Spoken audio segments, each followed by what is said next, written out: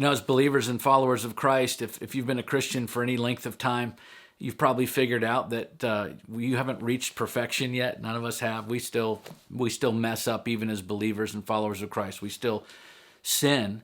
And yet I think about these men in the Bible who followed Jesus.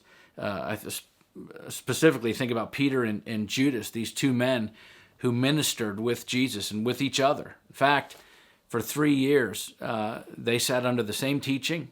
They witnessed the same miracles. They went the same places. They served the same Jesus at the same time.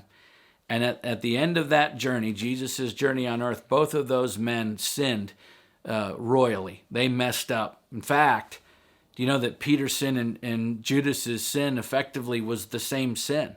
They both rejected the Christ. They both rejected Jesus. The only difference between the two of them is that one repented and came back to Christ and the other chose not to.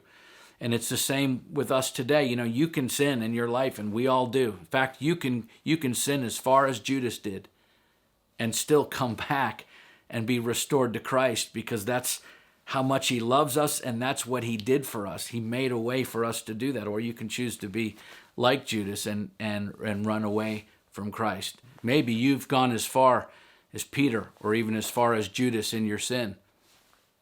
There's still a way for you to come back. And that way, Peter showed us, is repentance, running back to Christ, being restored to him.